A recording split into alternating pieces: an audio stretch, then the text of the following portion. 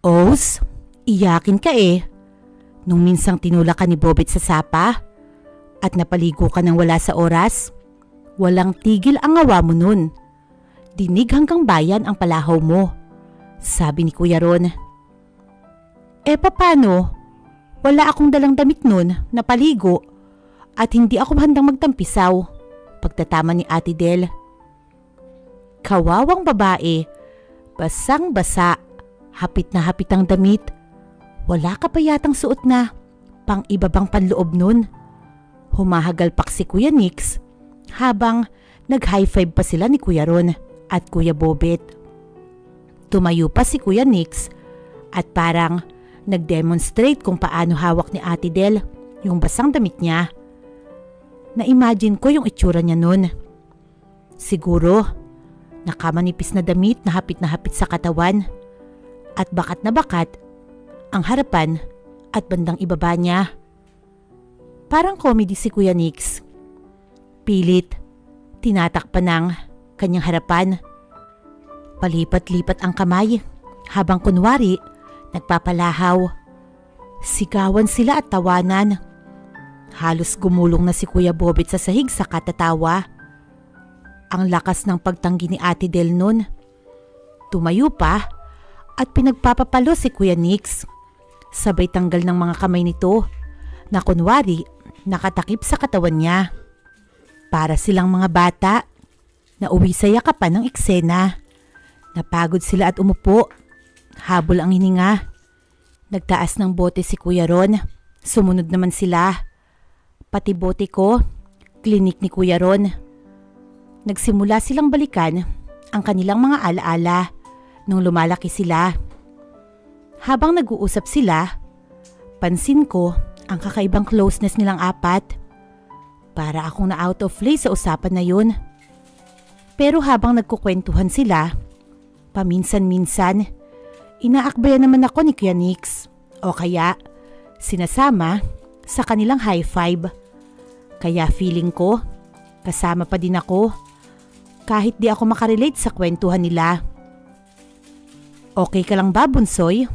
Tanong sa akin ni Kuya Bobet. Ang daya, ang dami niyong alam sa isa't isa. Sabi ko na may bahid ng panghihinayang. Kasi, mas bata ka sa amin, paliwanag ni Kuya Nix. Ano bang gusto mong malaman tungkol sa amin, Bunsoy? Tukso ni Kuya Ron. Gusto mong malaman kung saan ang buni nitong si Del? Hoy, ako na naman nakita mo, pagtutol ni Ate Del. Tawanan silang lahat. Wala akong buni sa katawan. Tingnan mo, wala. Pinakita ni Ate Del ang braso niya, binti niya, tapos tinaas niya t-shirt niya. Kita ang puti niya. Walang iya, namimiss ko na talaga ang bagay na yun sa kanya. Biglang nag-init ang pakiramdam ko. Tinuturo ni Kuya Ron ang ibang bahagi ni Ate Del. Para kunwari, ipakita din sa amin. Likod, leeg, at balikat. Tawanan silang lahat. Hinila pa ni Ate Del ang shorts niya sa likod. Kita tuloy ang garter ng suot niya. Puti na cotton. Langya, naramdaman ko ang pag-akyat ulit ng init ko. Naalala ko kung paano ko dahan-dahang hinubaran si Ate Del at usisain ang bawat parte ng katawan niya. 2 araw matapos nung unang beses na may nangyari sa amin. Hapon noon at nagdahilan akong may sakit para ma-excuse sa school. Pag uwi ko, tamang-tama si Ate Del ang nagbukas ng pinto. Nilambing ko. Sabi ko, masakit ang ulo ko at humingi ako ng malamig na tubig.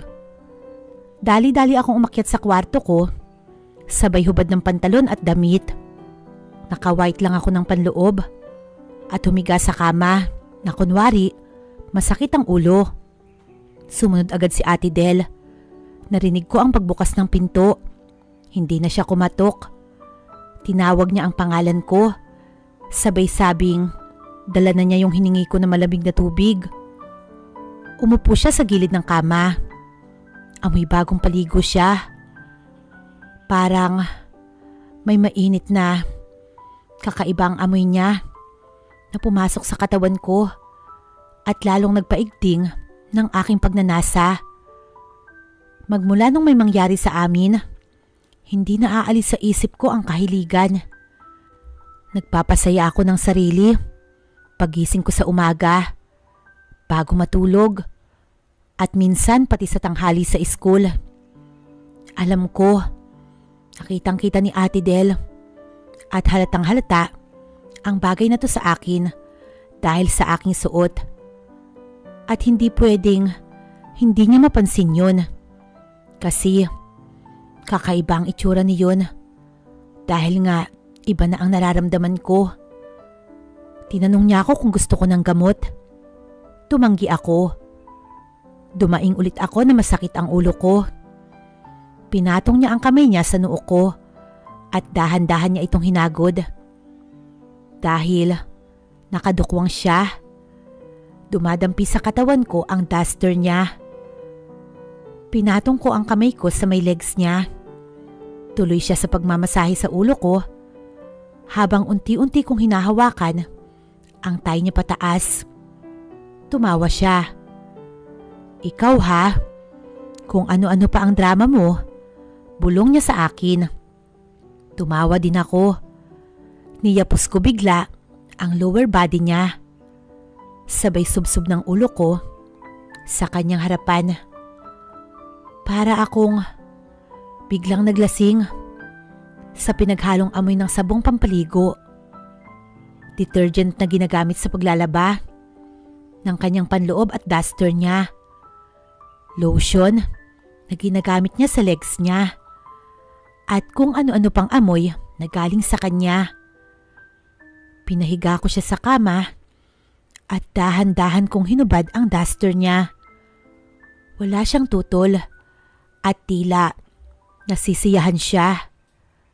Napagbigyan ang curiosity ko. Pinagpistahan ng mga mata ko at kamay ko ang katawan niya. Bawat parte, lahat ng sulok. Halos hindi ko na alam ang mararamdaman ko noon.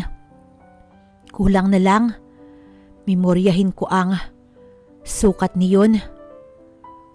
Parang kaya kong kabisaduhin at namnamin ang kanyang labi, ang amoy at lasa niyon.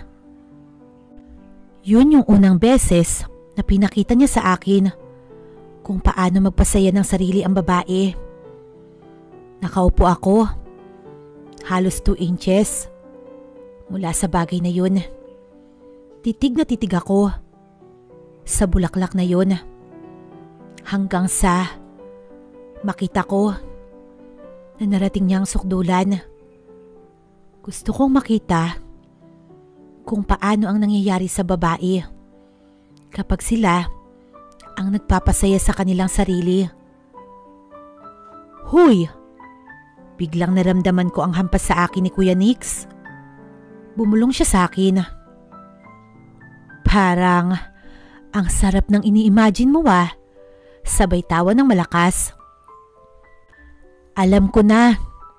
Laro tayo ng I have never.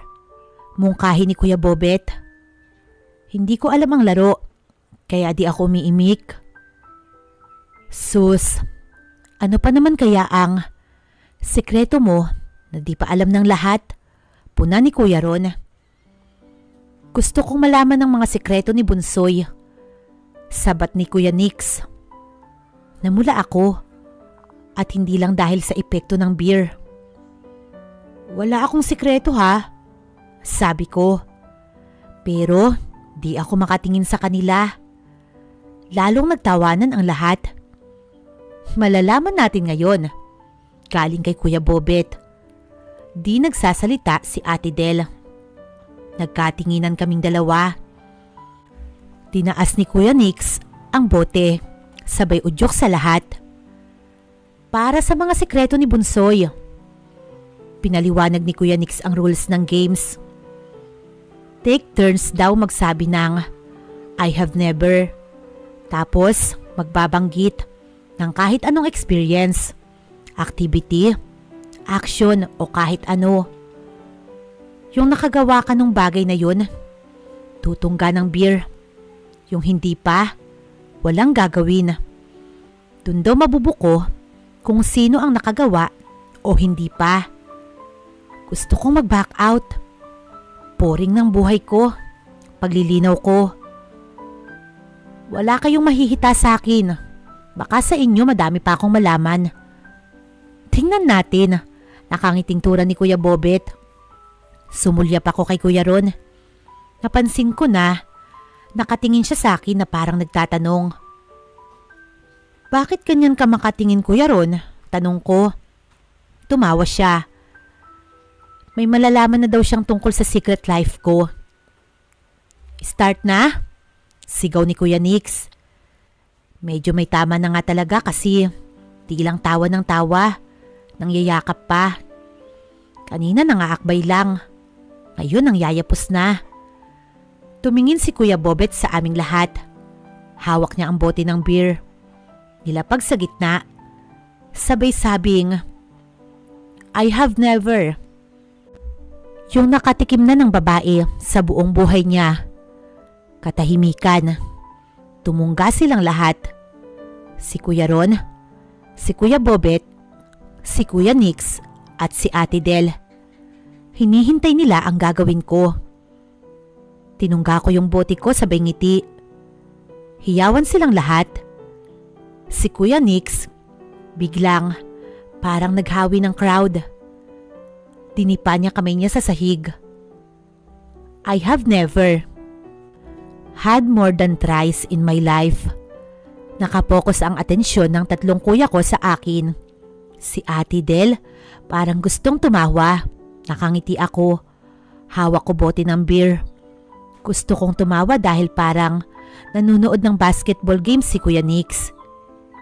Yung part na last few seconds na lang ng fourth quarter at tabla ang laro.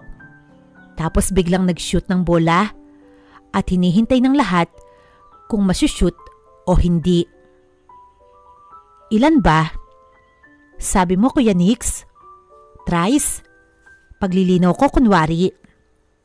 Nagkibit balikat ako, sabay tungga ng bote. Nag-high five sina Kuya Ron at Kuya Nix. Napahiga si Kuya Ron sa kama, sabay sigaw ng, Diyos ko po, mahilig din pala ang bunso natin. Si Kuya Ron na tumingin sa akin. I have never. Hep, hep, hep. Sabat ko bigla. Bakit ako lang ang tumutungga ng beer? Huwag kayong magmalinis ha. At alam ko mga kalokohan nyo. Tawanan lahat. Sabay inom ng beer. Tuloy ang laro. Tingin lahat kay Kuya Ron. I have never. With someone inside this house. Wow! Sigaw ni Kuya Nix. Laglagan na to ah. Medyo may tama na ako. Pangatlong beer na yung hawak ko. Tumungga silang lahat.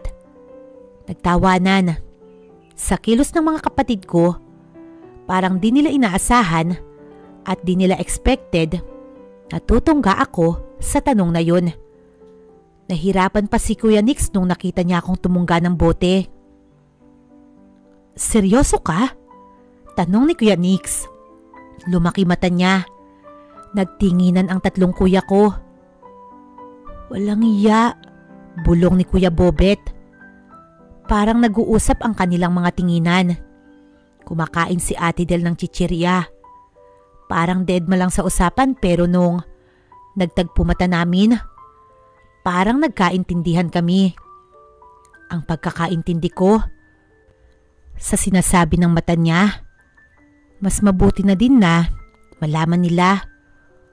Although, parang wala sa kilos niya ang pag-aalala na magalit ang mga kuya ko sa akin o sa kanya.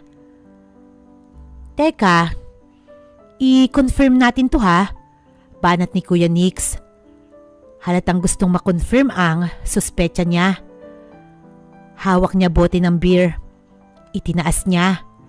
Sabay sabing, I have never had someone in this room. Pinigilan siya ni Ate Del. Hoy, wag kang atat ha. Turn ko pa. Natatawa siya. Kasama din ako sa laro, ano ka? Nag-argue sila sandali. Pinipilit ni Kuya Nix na siya muna. Ayaw pumayag ni Ate Del. Tinaas ni Ate Del ang bote ng beer niya. I have never made boso kahit kaninong tao sa room na to habang nakikipag-ano siya. Oh no! Nagtakip ng mata si Kuya Nix. Natahimik lahat. Nagpakiramdaman. O ano? Udyok ni Ate Del. Tumayo ako. Hawak ko bote ng beer. Nilago ko ang laman.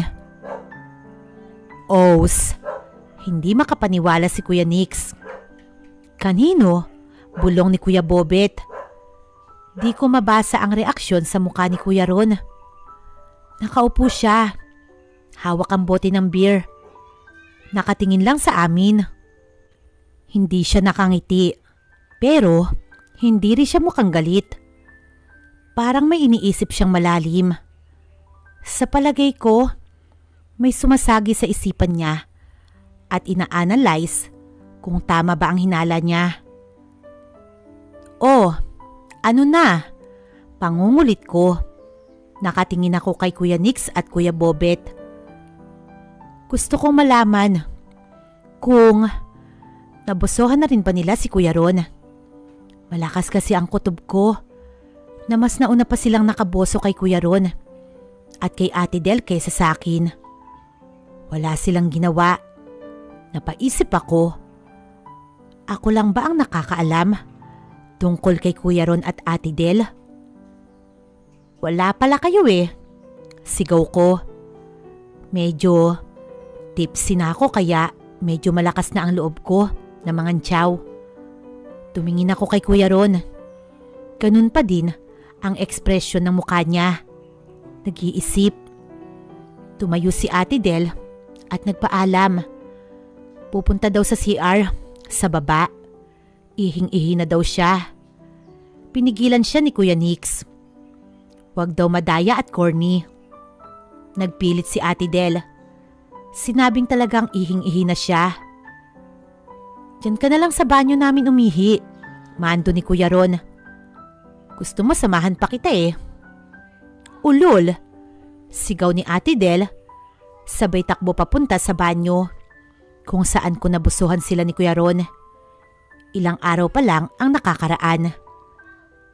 Habang wala si Ate Del, inakbayan ako ni Kuya Nix sabay bulong. Magsabi ka ng totoo sa akin.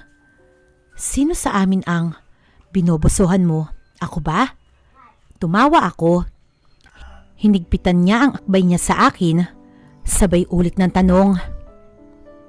Ako ba? Magsabi ka ng totoo. Alam ko nagbibiro lang siya. Kaya tawa ako ng tawa. Nakatingin lang sa amin si Kuya Bobet at Kuya Ron. Umupo ng tuwid si Kuya Ron. Sabay tingin sa akin ng diretsyo. Magsabi ka ng totoo. Kailan pa nagsimula yang sa inyo? Sumali ako sa inuman ng 3 kong kuya kasama si Ate Del. Napaamin ako sa mga experiences ko sa pamamagitan ng larong I have never. Nung nagbanyo si Ate Del, tinanong ako bigla ni Kuya Ron kung kailan pa nagsimula yung namamagitan sa amin ni Ate Del. Sinabi ko, yung date ng birthday ni Daddy. Nakatingin si Kuya Nix at Kuya Bobet sa amin. Walang iya ka? Do you mean? Tanong ni Kuya Nix. Parang binuhusan ng tubig si Kuya Bobet. Natigil kami nung bumalik si Ate Del sa inuman. Ang bilis mo naman. Hindi ka ata naghugas ng maayos. Biro ni Kuya Nix. Pero napansin ko, parang may laman ang biro niya. Hinampas ng malakas ni Ate Del sa braso si Kuya Nix. Amuyin mo pa, sabi niya. Sige nga, paamoy, udyok ni Kuya Nix. Pero hindi siya nakatawa. Oh, panis na beer natin. Biglang puna ni Kuya Ron. Kanya-kanyang tungga ng beer ang lahat. Katahimikan, pakiramdaman. Pumapaindayog ang isang love song sa radyo.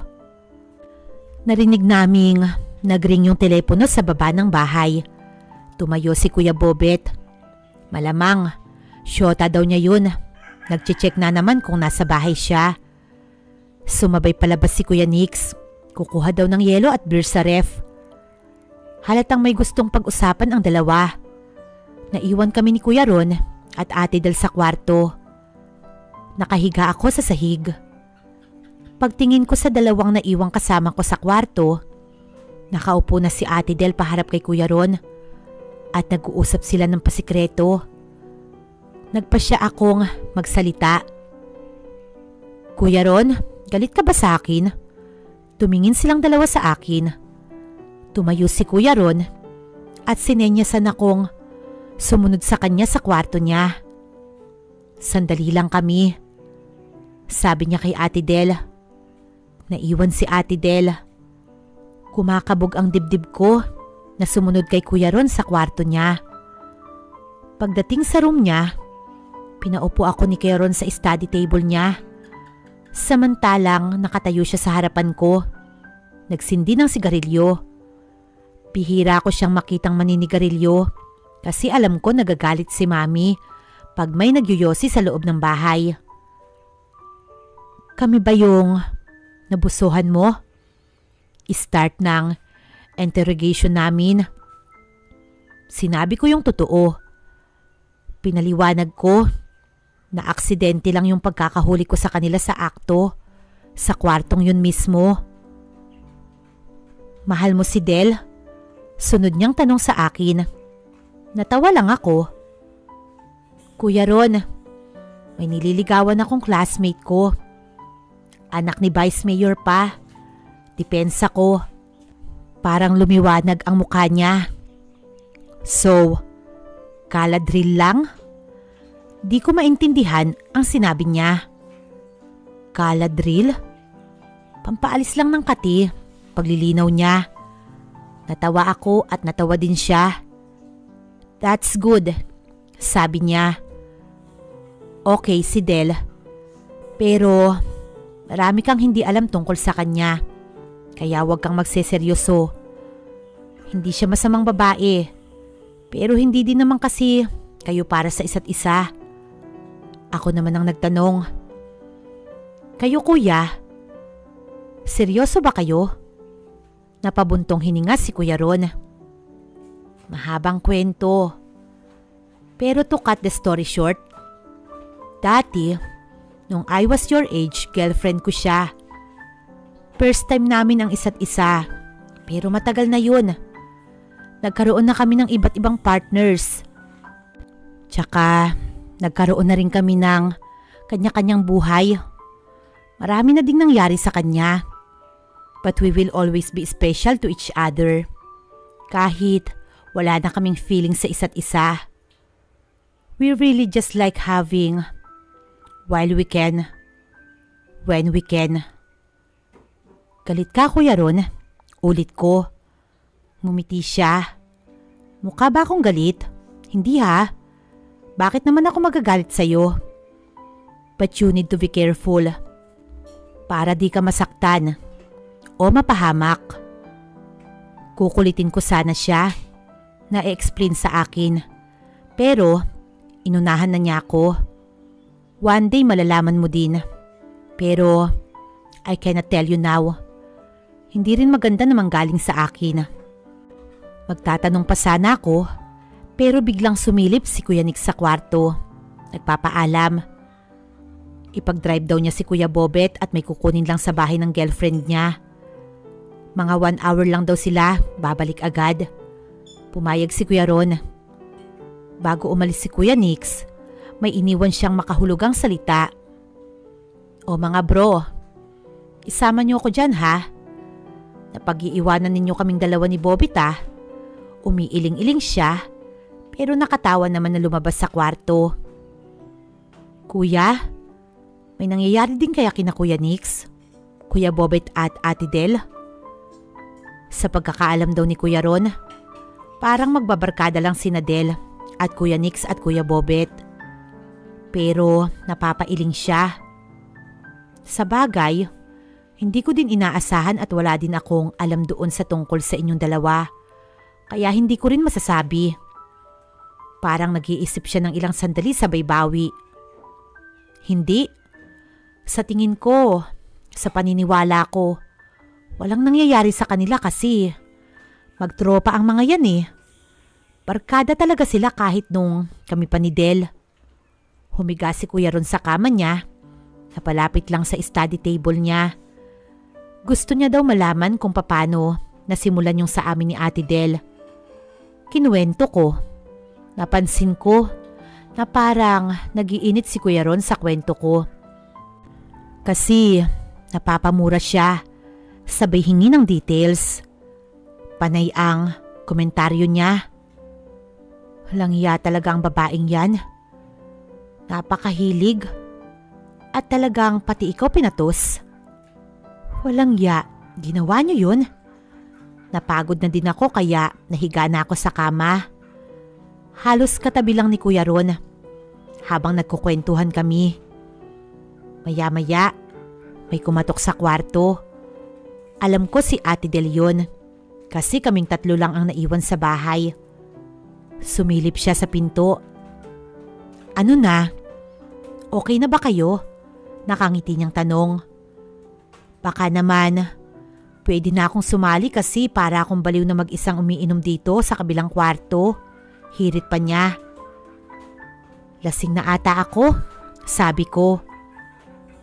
Baka maamoy ako ni Mami mamaya. Kagalitan tayong lahat. Lumapit si Ate Del sa akin sa kama. Sabay lapit ng mukha niya sa mukha ko para amuyin ang hininga ko.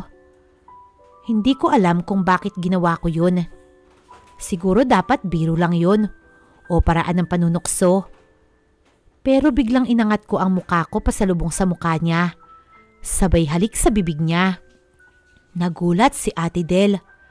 Hinampas ako ng pabiro pero hindi naman nagalit. Nilambing ko siya ulit.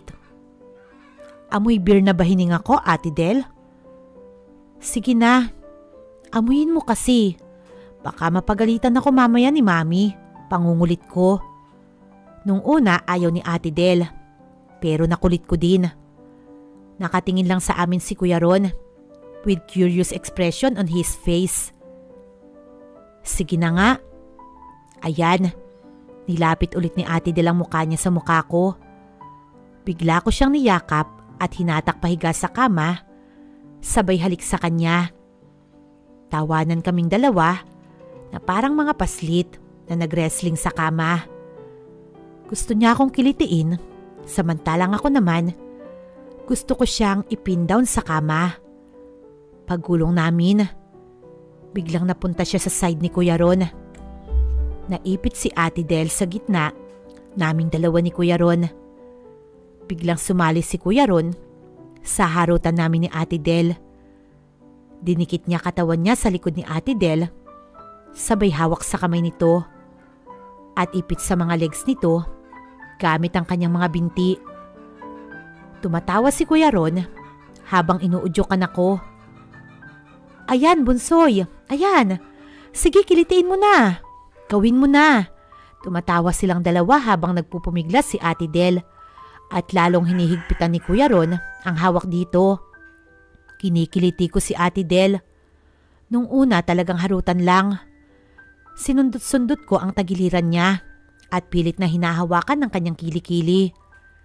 Pero dong lumiliyad na siya dahil sa kiliti at pagnanais na makawala. Lalong bumakat ang harapan nito sa kanyang t-shirt habang lalong nagugulo ang kanyang buhok. Lalo naman siyang nagiging mas maalindog sa aking tingin. Dinala ko ang dalawang kamay ko sa kanyang ulo.